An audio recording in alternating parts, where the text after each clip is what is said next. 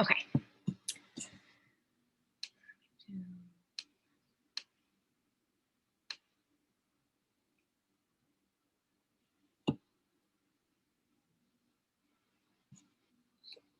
Hi, everyone. This is our presentation on LGBTQ plus individuals. And my name is Elena Hendelt. My pronouns are she, her.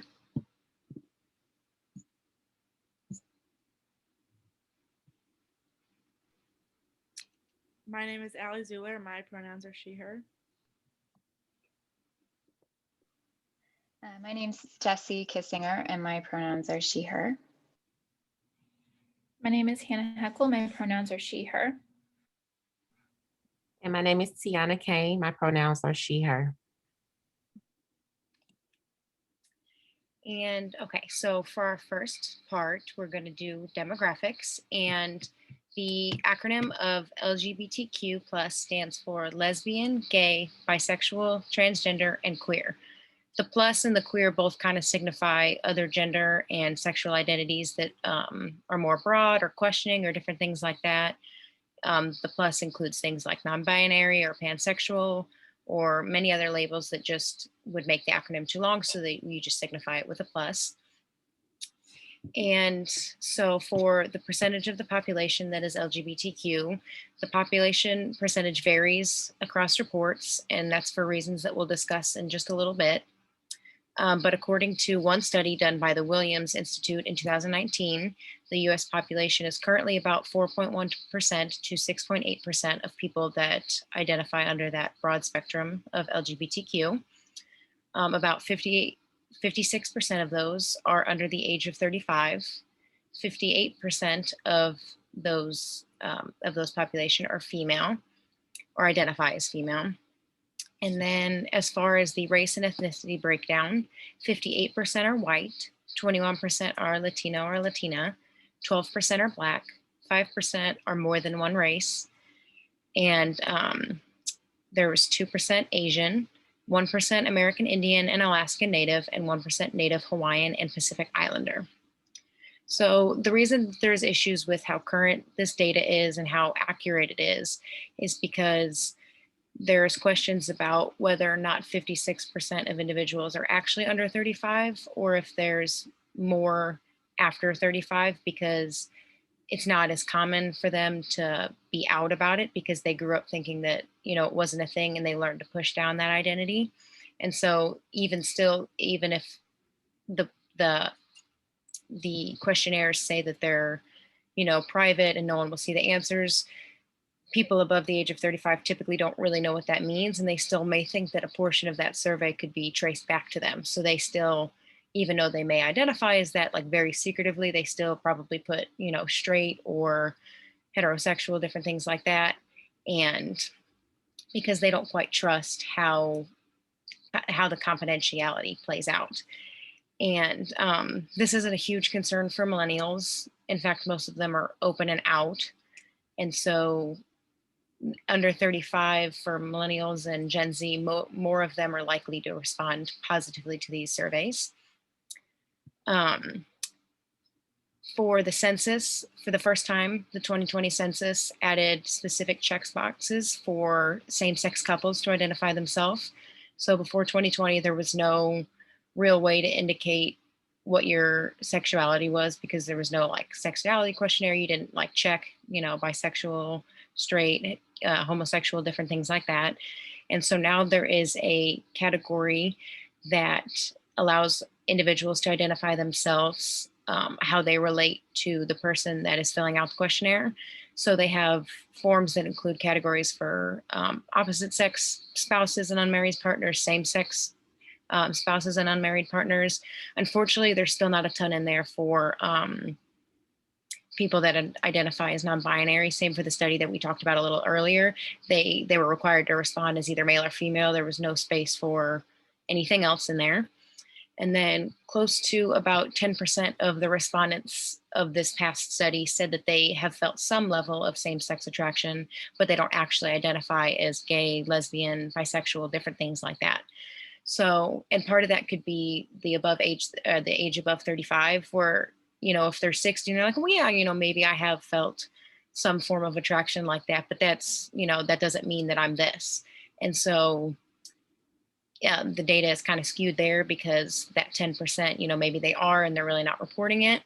So that leads to different issues with self-identification because they don't know where to draw that line. And now I'm going to pass it on to Allie. Thanks, Elena. So there are many issues and barriers related to career access that the LGBTQ community faces. So first, I would like to note that it wasn't until June 15th of 2020, so only 9 months ago, under the ruling of the Supreme Court, and specifically the Civil Rights Act of 1964, that LGBTQ workers could not be fired on the basis of sexual orientation or gender identity. Before this, there were no state level protections in 28 out of 50 states. So according to multiple studies and research, LGBTQ plus Americans are more likely to be discriminated against in the workplace. So I'm going to describe or define discrimination just so that we're all on the same page. So discrimination in the workplace occurs when a worker receives unfair treatment due to personal demographics, including but not limited to race, religion, sex, including pregnancy, gender identity, and sexual orientation, and harassment from others in the workplace. So looking at studies done regarding workplace discrimination, a study in 2017 found that 20% of LGBTQ Americans experience discrimination based on sexual orientation or gender identity when applying for jobs. Specifically, the same study also found that people of color are 20% more likely to experience this type of discrimination than their white counterparts. Additionally, the study found that 22% of LGBTQ Americans have not had the same career opportunities as their peers, including pay raises and promotions. As I mentioned, harassment is a form of workplace discrimination. An alarming 53% of LGBTQ employees have heard gay jokes at work, and fewer bisexual and transgender jokes were heard in the workplace, but they were heard. It is important to mention that transgender workers are subject to different types of harassment than lesbian, gay, and bisexual workers. And this includes bathroom accessibility, intentionally being referred to by incorrect pronouns, and having to confront inappropriate questions. So these acts of discrimination in the workplace have negative effects on the overall health and productivity of the worker. A study done by the Human Rights Campaign in 2019 found that almost half, or 46% of LGBTQ workers in the United States are closeted in the workplace. And a study done by Catherine Connell in 2014 found that there are 3 subgroups of LGBTQ workers who fall into 3 basic categories, what she calls splitting, knitting, and quitting. And this study specifically looked at LGBTQ teachers, but the categories of the workers are generic to the general LGBTQ population. So to define these terms, splitters are those who attempt to keep their home life and their work life completely separate. So this includes, not talking about your family at work or even having pictures on your desk of your significant other. So this would be the group that would include the 46% of workers who are closeted in the workplace. Another point to add to this is that a 2020 study found that women are far less likely, or 58%, to be out at work than their male coworkers at 80% due to existing gender discrimination. And then knitters are those who try to weave their professional and personal lives together. So that's the ideal group. And then quitters are those who find the process of splitting identities too exhausting, time-consuming, or debilitating, and they leave their jobs in hope of finding something better or even changing professions altogether.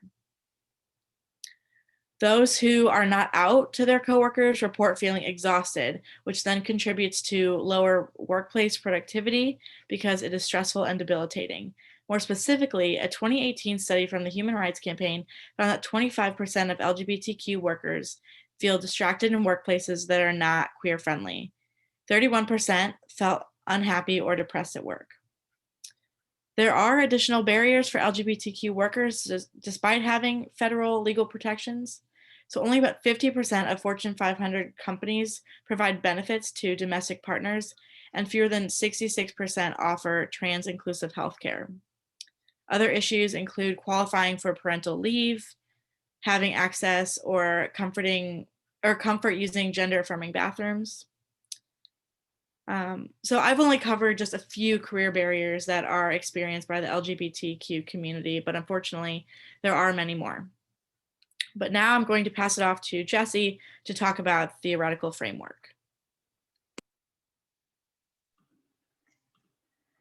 When working with LGBTQ plus clients, one model that you can apply is Zunker's 6-stage LGBTQ model of career counseling. Zunker has created a process that channels several different career theories through a multicultural lens. As I take you through these steps, you'll notice that ideas from social learning, narrative, and work adjustment theories all make appearances. Because most assessments and approaches have been normed on cisgender and straight people, it's important to blend and adapt so that your work is collaborative and tailored to the client. Zunker's model is intersectional and identity affirming, which is important when diving into the complexities of the LGBTQ plus career experience. The first step of this model is pre-counseling preparation. This is taking a moment of self-awareness and thinking about how your identity as a social cultural being might impact your relationship with your client. You check for your biases and your blind spots where you need to do more research to better serve your client. Next, you'll establish an affirmative client-counselor relationship. That means within the working alliance, you're aware of your own privilege, oppression, socialization, and you're aware that your client may have had experiences in the past that were negative with counselors and healthcare professionals.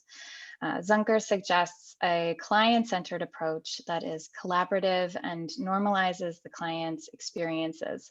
One way to make sure that you're sending an affirming message right off the bat for LGBTQ clients is to have posters or pamphlets in your office addressing career issues for this population, and to have open-ended questions on your intake form about gender and sexual orientation.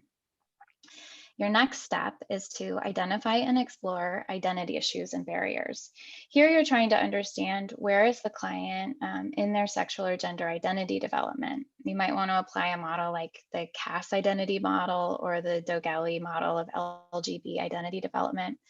The idea here is that sexual and gender identity intersect with vocational identity. As Godfredson points out, gender often shapes the kind of career a person selects. And from a developmental perspective, the coming out process can influence specific career phases or even prompt a career change. Understanding where the client is in their identity formation can help you figure out if the client is ready for career decision-making. As you make these assessments, remember to consider your client's intersectionality. Culture, geographic location, sociopolitical climate, and SES, these will all impact their identity development and whether or not it's safe or the right choice for them to disclose their sexual or gender identity at work. That said, depending on the client's career problem, their sexual or gender identity might not be as salient, in which case it may make sense to move more quickly into the career exploration or decision-making process.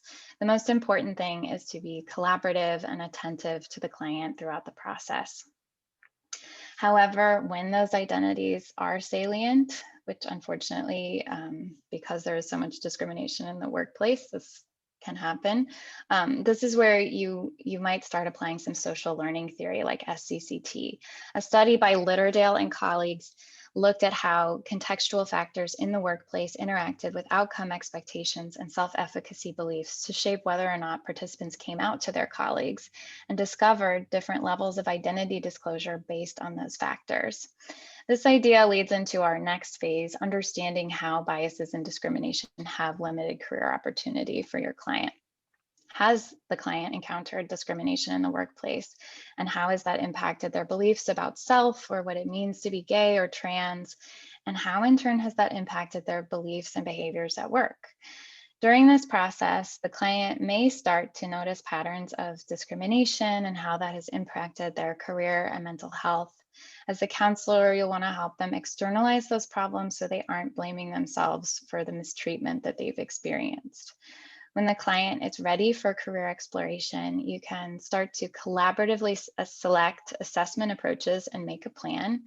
Zunker suggests 3 phases: interest assessment, strengths assessment, and co-constructing a future story. As you choose assessments together, acknowledge how these assessments have been normed and make sure the client knows that you will listen to them if they don't agree with the results. Finishing this phase with a narrative approach empowers the client to construct a new positive career narrative, especially after experiences like discrimination. Speciale and Skoll point out that this approach is consistent with feminist theory, which is designed to foster growth and development in diverse populations, including LGBTQ individuals. And Tiana will tell you more about that in a minute. But from here, you'll enter into the final stage, selecting and entering an environment and actualizing the client's future story. So here you can use a TWA framework to help clients identify characteristics of work environments that will support their career success and general well-being. Environment is particularly important for LGBTQ plus clients. A study by Lyons and colleagues found that almost 50% of the variance in this population's job satisfaction was related to work environment fit. That's because having a strong and accepting social network increases overall well-being and empowerment. So to help your client find an empowering workplace, look to your client's friends and family and think about how they can be supportive of their career development. If your client begins a job search, networking within the LGBTQ plus community can connect them to affirming environments, and resources like the Human Rights Campaign, the National Gay and Lesbian Chamber of Commerce, and Out and Equal Workplace Advocates provide lists of employers with inclusive policies and work environments, as well as advocacy opportunities. And if they're in an interviewing process, remind your client that an interview goes both ways. This is an opportunity to make sure that this work environment will support their well-being. So if we could go to the next slide. So as I talked about this theory, a lot of different approaches came up, and I've just kind of broken them out and written them on this slide. So if you want to take a moment to pause the video and just review them, that's an option. And otherwise, I will send it on to Hannah to talk about advocacy. Thanks, Jessie. So when thinking about advocacy needs for this community, I automatically thought of advocating by educating. The LGBTQ community needs their allies to be educated, and for those same allies to be able to educate the majority, since they are constantly having to be the ones who teach and advocate for themselves, which takes a toll. A great place to start is going straight into the workforce. The news website, The Guardian, published an article on the top 20 tips for how businesses can support its LGBT workforce. The phrase, "put diversity on the agenda," really stood out to me when reading it. This calls businesses to have an active mindset in regards to making the workplace a safe place. As mental health professionals, we have to be an advocate for the people that we serve by going out into the community, using our connections and networks, or utilizing social media to educate businesses and organizations out in the public on how to make the workplace safe for the LGBTQ plus community as a and the goal for doing this work on behalf of our clients and the LGBTQ plus community as a whole is to take that emotional toll off of them, to have to explain to the companies they work for on how to make it a safe space for them. Then, we bring this work or we bring this to our clients in the counseling room together. So with our clients, we can be an advocate for them by helping them learn how to advocate for themselves. This is being done by empowering them to find their voice in the workplace, recognizing when they're being discriminated against and how to combat that and educate. A great place to start in the counseling setting is to help our clients learn how to research the companies they want to work for before they apply, or while they're in the process of interviewing, or even just discovering what they want to do and having them keep that in mind, and so that they can know where those companies stand in regards to the LGBTQ community and their rights, or see if they've treated somebody in the LGBTQ community poorly in the past, and make, that's going to be a factor in their decision making process. So if our clients are given the tools and are empowered, then hopefully they will feel more confident in being their own advocate when necessary. And one of the most important parts is making sure we are educated as counselors or mental health professionals. The article, Advocacy and Social Justice Within and on Behalf of the LGBTQ IAP Plus Community, from the Journal of LGBTQ Plus Issues and Counseling, discusses the importance of being an ally as a mental health professional. As mental health professionals, we have to know what it means to be an advocate and an ally. Being an ally is something that we will always have to work to be. There's no stopping point or level to achieve. We always have to be active. We have to recognize it and acknowledge the cishet privilege and constantly fight with the LGBTQ community for their rights. This means educating ourselves on the different identities, terminology, what they mean, and how the community is being affected in the world today. By keeping ourselves in the know, it takes the work off of our clients to educate us, which is something they often have to do in their day-to-day life. If we already know what they're talking about, it will create a safe space for them and only strengthen the therapeutic relationship. And I'll now pass it to Tiana. Because there are various intersecting barriers for this particular population, it is important for the client to have a great sense of self. Narrative theory can provide understanding to who they are and what barriers seem to hold them back within the workplace.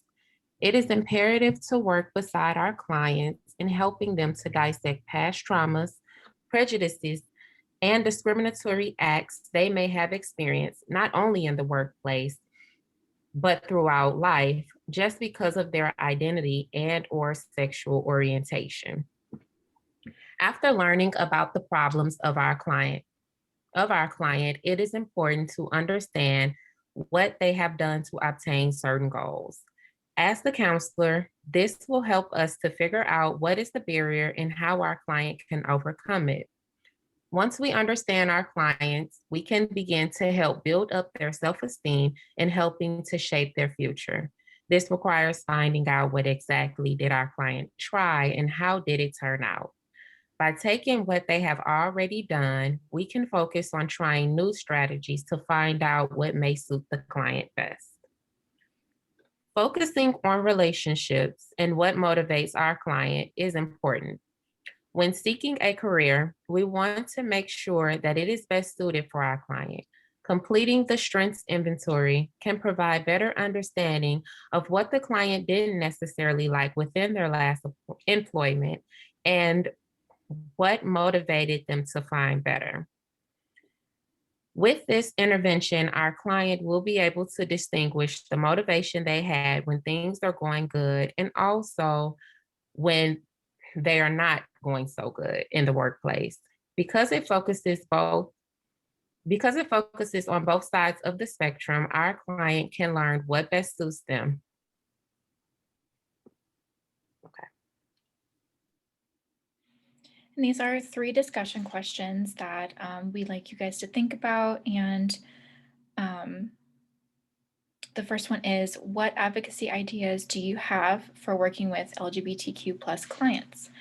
How do you see career issues changing in regards to LGBTQ issues in the next 5 to 10 years? Do you think they will change? What are some barriers that LGBTQ clients can experience within the workplace? So we invite you guys to think about these. We're excited to facilitate this discussion with you, hear your point of view, and yes, so thank you so much. Next slide is our reference page. We thank you for taking the time to listen to our presentation.